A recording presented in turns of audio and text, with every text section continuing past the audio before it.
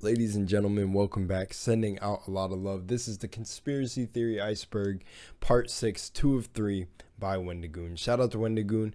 Bro, if you want to take me on any of my videos, I do not mind. Sending out a lot of love to you guys. Welcome back. Welcome back. How you guys feeling today? I got a tiny bit of a cough, so if I cough here and there, again, it's the whole throat thing, but I'm doing all right. Still bringing the energy. Hope you guys are feeling good. I think I'm going to shoot a couple of these back to back. Yeah, a couple. How long these be, but just for future uploads and release them slow at a time. So yeah, so if you see me in the same outfit, yeah, you know why. You guys, some people like this shirt. You like this shirt? I made it. Basically, I just cut the sleeves. Yeah, that's what I do with my stuff. Love it. No, be yourself. Cut up your own fashion. Fashion's defined by you. But other than that, let's hop straight into this part of the iceberg. Then I'll go on and shoot the next one. Then hop into part 7, and those will release. But yeah, I don't know. Should I shoot them back to back to back? I don't know if I can do that. We'll see. But thanks for all the support. Subscribe if you want to be a founder. I upload every single day, but you don't have to.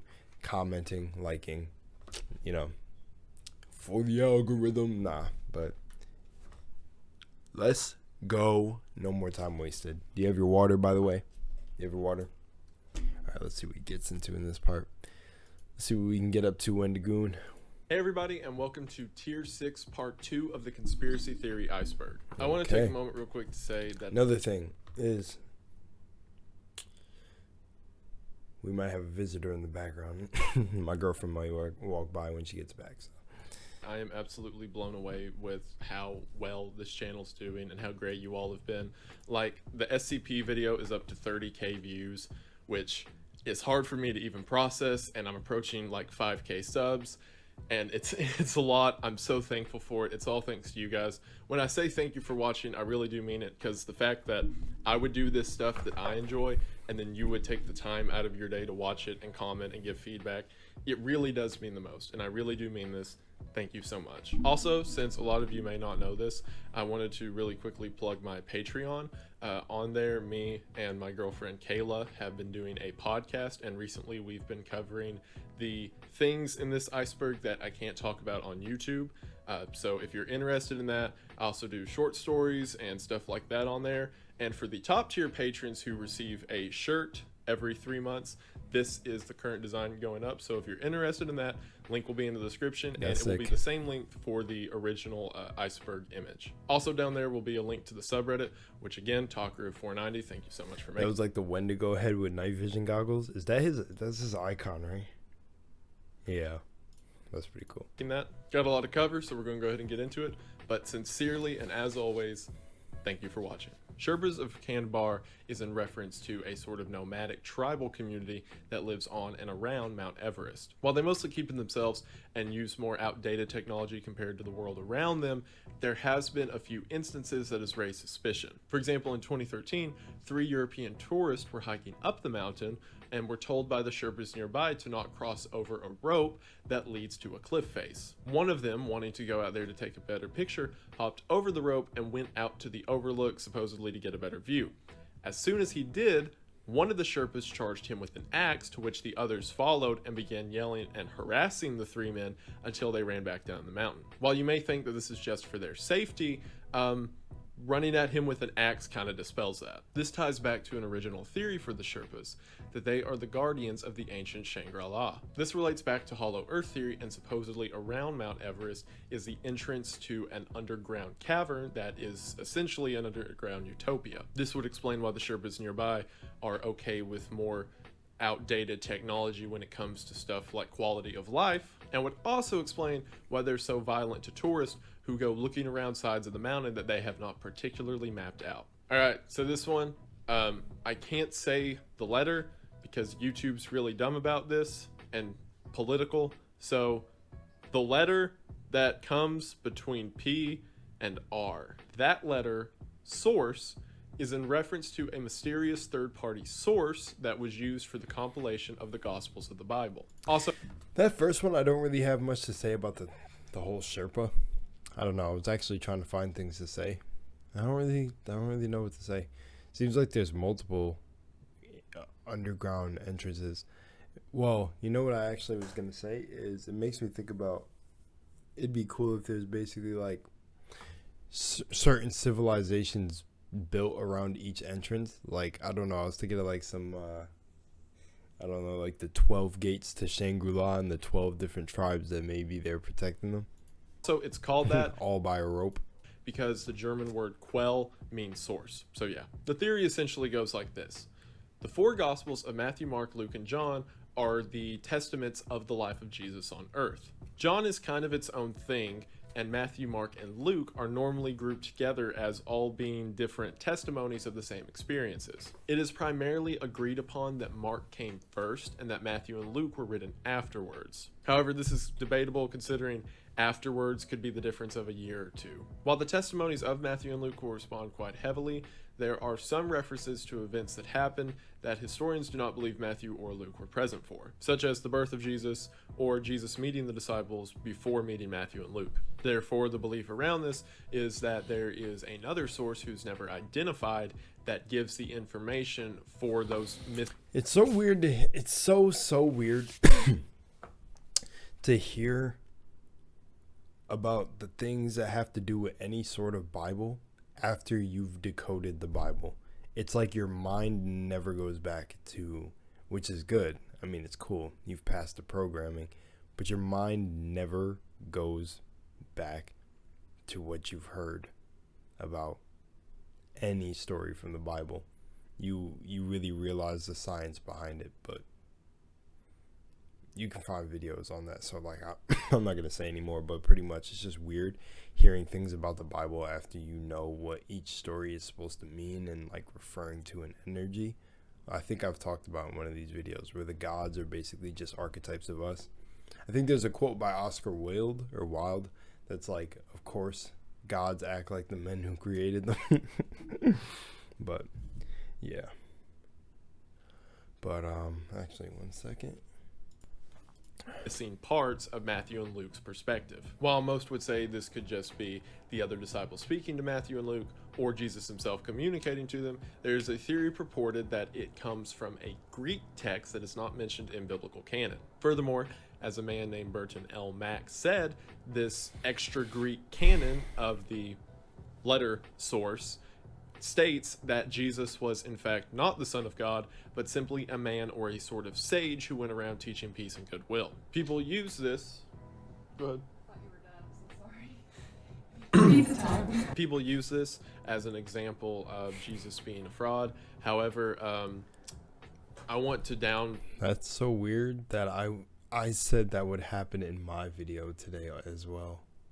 This one a little bit in particular, because the only evidence for it is there is one extra book that supposedly is better than all the other books written about it, and also Burton is a jerk, and every interview I found of him was just talking about how stupid anyone who believes in religion are and how they need to shut up and buy his book. So yeah, nice. No. Evidence for this theory is things such as the fact that whenever Jesus was speaking to the disciples, that he told them not to bring extra provisions as they will be provided for. And supposedly in this Q source, it said that the area Jesus was sending them to was areas that he knew people in. So therefore, teachings of charity. I'm not going to hold y'all. I would so skip this. This is the first one in all of these videos where I'm like, bro, this is such a sleep. Like are discredited by knowing people. And it's not even Wendigoon. It's It's just the weird. concept. Alternate world ending can have several definitions. However, alternate. the primary one that people use whenever they're talking about this is that of the Mayan calendar. For example, as many of you probably know, in 2012 the Mayan calendar ended, and supposedly we were supposed to end too. But actually tracing back Mayan history, their calendar was set up differently. So for what would then be the end of 2012 would have been, I'm pretty sure this is supposed to be 2021. For us is more like 2026, 2027. So don't worry. Oh, well, I heard it was 2021, and there's a reason behind that. But you hear so many different things that I don't even know. But the whole thing behind their world ending was the current world, from what I've gathered, because I researched so much behind it. Not because I was like, oh, the world end, comes. Sometimes I'll be like, we're better off. No, but in all seriousness, the whole idea of the current state of the world is that if the higher planes impact the lower planes, that, you know, I don't know if you want to go talk about the war in heaven, apocalypse, everything going on Earth right now, that the world ending would be like literally, it's going to be Shangri-La at one point on the surface of Earth. So the world ending would be this, or at least that's how I like to think about it, because if belief creates reality and we all focus on one belief, or focus on seeing the world in a better light, because it's really how you see the world is really what creates it. You know, if like you just like two people look at the same thing, someone could see like I'm trying to think of a quick analogy to say, but like a block of gold and like you know, like the whole saying, one man's trash is another man's treasure. It's like that. Someone could see like a diamond within that pile of trash, while another person is like, what the hell do you see? I'll just see coal, that sort of thing. So it's like, if we all focus on the one better reality, maybe like, yeah, I don't know. Minds were all into that stuff too, so. Worry, we could still all get wiped out at once. Streetlight interference, also known as SLI, is a phenomenon. I will be glad to get wiped out with all of you. I'm grateful. That occurs when occasionally certain people can pass street lights, causing them to either turn on or off. Specifically, sodium vapor lights, which are the quintessential ones you think of that sort of glow yellow and have a very distinct hum to them. Theories of this go from everything to psychic abilities to electrostatic currents in the air to just the idea that maybe reality doesn't work quite the way we think it does, and certain individuals are capable of certain supernatural phenomena beyond their means. This has been described as a very Fordian concept and an example of maybe reality isn't our perception of it. Real Fluoride Dangers. I don't know if I'll get into too many details about this one, but I think he'll probably talk about the calcifying of the pineal gland. But about that streetlight interference, I've seen that a lot of times.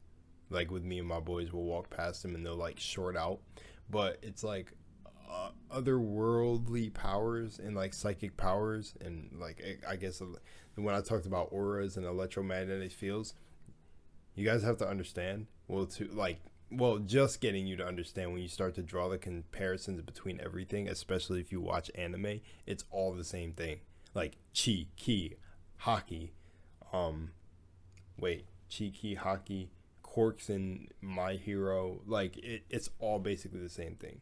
So it's like not even like, it's like when he said the whole psychic thing and then like reality, it's like basically warp. It's I'm all over the place. I'm basically trying to say that it is reality is still you basically have perception warping abilities. Yeah, there we go. Fluoride Dangers is another one of those that it's really hard to find info on. As you dig deeper down the Fluoride Dangers hole, there comes up theories of losing reproductive capabilities, to IQ damage in children, to kidney shutdown, and things such as. One interesting theory around it is that fluoride over time leads to bone decay and is the primary reason in the United States for hip damage in the elderly. So yeah, Future Earthworks is an experimental art design done. He didn't talk about calcifying the pineal gland.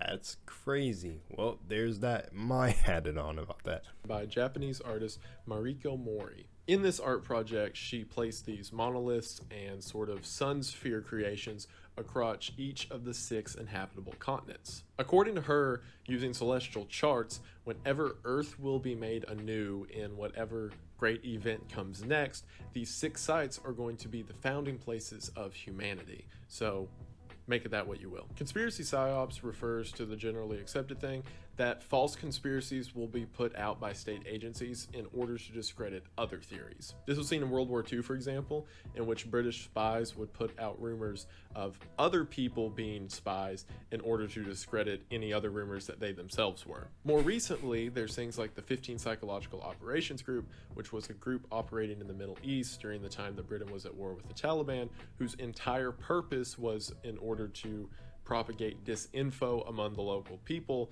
in order to maintain morale and support for their forces. Obscure video games can... Moving to on. be vague. However, I think this is specifically referencing the sort of cursed or illegal video games on the market. Some of them are well known, such as JFK Reloaded, which is a simulation where you play as Lee Harvey Oswald during the JFK shooting. However, more get a bit obscure, such as that is Sad Satan, which was supposedly a game that popped up on the dark web temporarily one for was download weird. and then disappeared. The game featured real-world clips of people being murdered, of child abductees being abused, so on and so forth, and was apparently a sympathetic game built around the concept of sin and evil being an inherent good.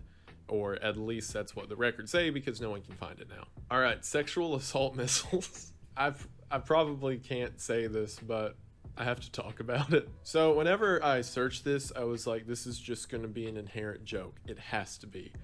And then surprisingly enough, it wasn't. A couple months before the Sandy Hook shooter went on. I maintain full respect for this tragedy, and I'm instead making light of the absurdity of the theory associated. His rampage, he had posted to anonymous boards that he had discovered something the government was working on, which he called sexual assault missiles.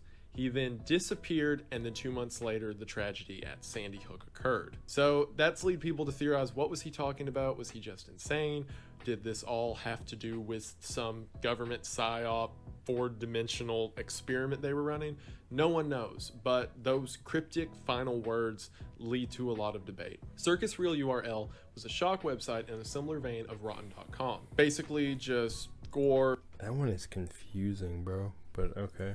And other obscene content posted on the website by anonymous users. The website was taken down because of its content, but supposedly there is another URL that exists in the dark web that is the same website, only worse. However, there's no evidence of this or a specific URL which I could find, but it's another example of scary dark web evil videos. Singularity has already happened, is in reference to in tier 2 whenever I spoke about Singularity being the point at which we progress so far with AI and technology that there's no return. And reading something like this, you're like, oh, that's a cool theory, it can never happen. And then you realize that there are already developments for neural laces in which chips will be planted to our brains to connect us to the internet, and it's like, okay. Extreme conditioning, again vague. Extreme conditioning, and he put the perk from COD. Oh my gosh, Jesus. Man, there's some. I don't know what I could talk about when it comes to the Singularity thing. Yeah. But I believe this is referring to human experiments that took place specifically during World War II, in which it was determined what lengths a person could go to before they succumb to whatever injury. The most common example of this being freezing cold water and how long it took people to die of hypothermia. Supposedly after that, Russian KGB groups and other That instantly made me think of, is his name William Hoff? It made me instantly think of William Hoff. I think that's his name. The dude who can like swim in like below sub-zero, like in Antarctica, or just completely under the ice, submerge himself. That's what that reminded me of. That's crazy. Get themselves him. Okay, Chaz began pushing people to almost that limit in order to build up better human dexterity and therefore a better human. Some of you may be familiar with the Cameraheads creepypasta that went around a few years ago. However, this theory propagates the true story in that the creepypasta was made as a cover-up. It all started with a 4chan post in which someone posted that they had found a backpack in the back of an alley that had a note attached to it that said, "I killed a Camerahead." Attached to that afterwards, it said, "They killed Trevor, and if I'm not back in an hour, send help." Inside of the bag was also a videotape, which the 4chan user posted these screenshots from. That was before the original user had their account banned. All references to Camerahead on the site were taken away, and all mentions of it were censored up until the creepypasta was made, which supposedly cast a blanket of doubt on the whole idea. And while you may be thinking of walking, talking people with giant cameras for heads, I want you to keep the concept of camera heads in mind for something that will not be talked about until tier 9, I believe. So tier 9 crap. See, tier 9 is where I can't wait to get.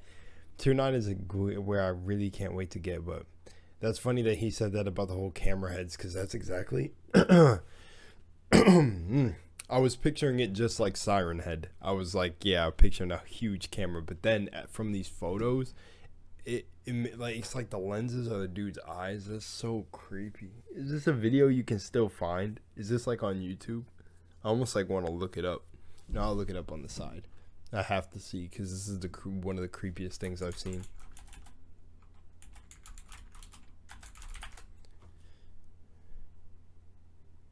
The internet's lost creepypasta. Oh, what is that? Oh. Oh, bro. Oh. Whoa, I don't know what y'all will get for your search, but just type in, what are these, bro? The results you get?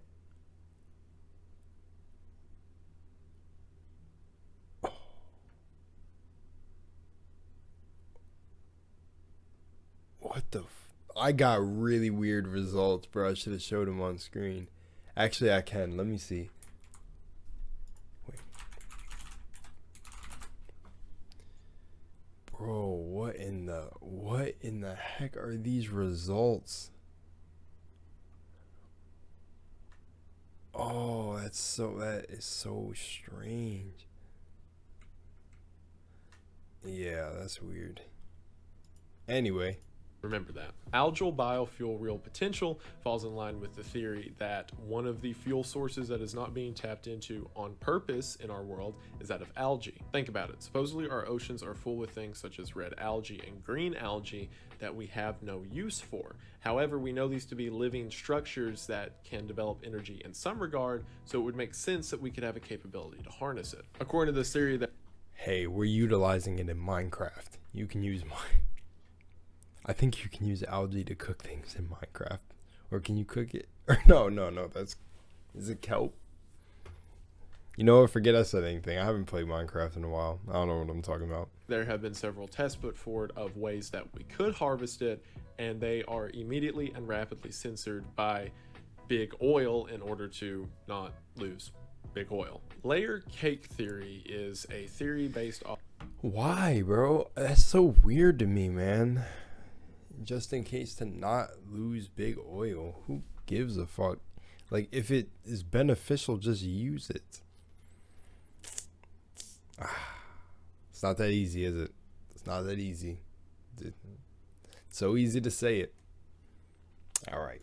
Off of the layer cake. I gotta drink this apple cider, man. It's gonna go bad. Let me. I left it out all night. It still smells good.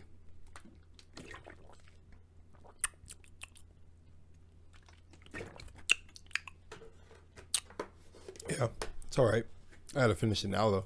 Cake ideology of the American state government. Layer cake is a metaphor used to describe the difference between states' rights and federal rights, in that you have a layered cake in which sometimes states have authority on matters and then sometimes the overarching federal government has an authority on matters. However, theories state that this is all just a facade and that the same people that control the state are the same people that control the Fed, and blah blah blah, evil Satan lizard aliens coming to kill you. One of the fun ones, Iraqi stargates. As a bit of background, the Iraqi area or Mesopotamian area was the home of the Sumerian nation. Sumerians worshipped figures known as Anunnakis, which are believed by several modern. There we go. Now we get the Anunnaki, and I paused this video at 13:13. The Anunnaki. Here we go. In Stargates. Theorists to be ancient aliens, as they had descriptions of floating palaces and people from the stars appearing and so on and so forth. Also, to call back to a previous theory in this tier, their descriptions of the Anunnaki is very similar to the Dogon's tribes. To get more specific with it, there was a ziggurat constructed about 370 kilometers east of Baghdad in a place that is believed by modern historians to be that of Ur, which was one of the original hubs of the Sumerian Empire. supposedly, the reason that the Sumerians were so much more advanced than the people of their time is because these aliens gave them technology and even built a stargate at the ziggurat in order to transport between worlds. Tie that in more recently, and it's believed by many that one of the reasons Hitler wanted control of the Iraqi Middle Eastern area so much in World War II It's to was find because the of the stargates. ancient alien science, and even specifically to maintain a stargate. This theory keeps going and says that the reason Desert Storm occurred was in order to get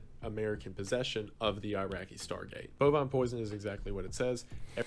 It's actually funny. You know, this is what I had a conversation about. So, if you do enough digging, you can find a lot of evidence for ancient civilizations being way more advanced than us, or than we are now, and that this has just been one big ass cycle, and pretty much that they have been hiding technology that's way more advanced than we know, way beyond years, and they've just been releasing it slowly by the years. So like how they always have an Apple iPhone and like a new one, that sort of thing that happens. It's because they just have all this technology waiting, and they're basically like slowly sprinkling a little bit. It's like teasing you with what is created, but a lot's already created. Like, you know how we get videos that surface of the first working robot and AI, but like underground somewhere they have fully walking around robots, that type of thing.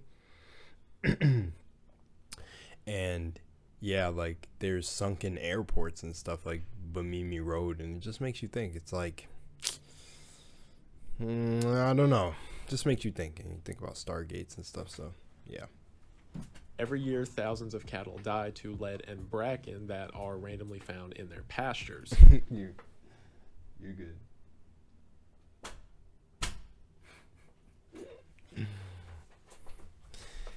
Bovine poisoning. Most theories fall in line that this is competition from other farms. In other words, one company wants to get rid of another company's supply, so they quite literally poison the cattle. While some go Damn. a step further and say it's a means of population control, i.e., big secret agencies poisoning the cattle in order to maintain control of the populace who use them as a food supply.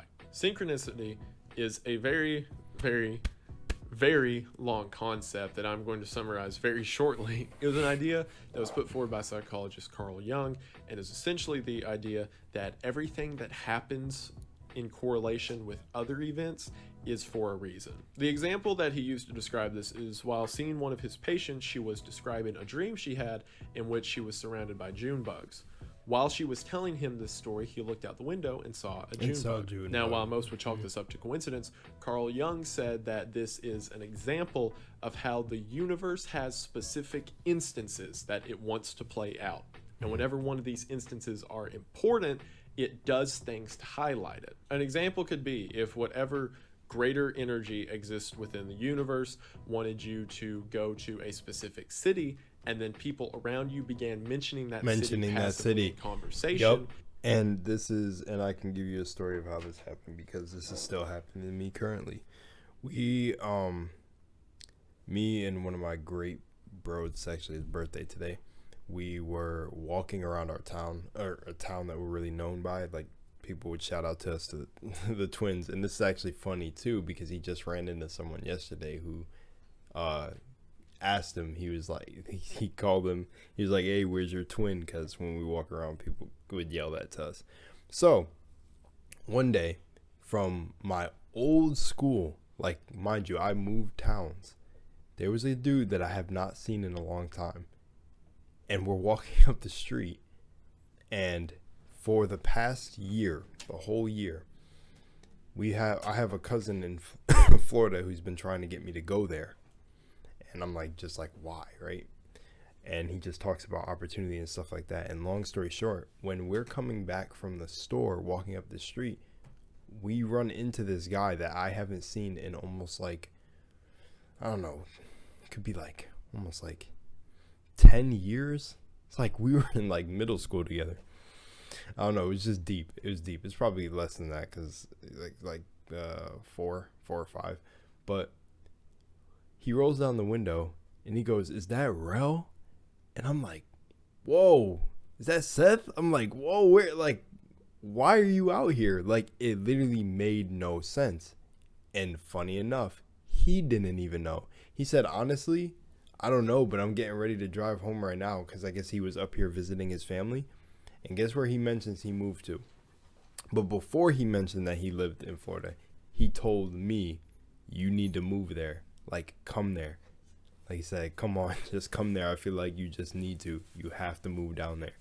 And that's the topic of that is like, and it's funny because we were thinking about moving, and that's like the synchronicity. Didn't know why he was there, random, and was outside, basically outside my friend's house, but had like just like no business being there. And literally after he said that to us, took off. That's an example of like synchronicity.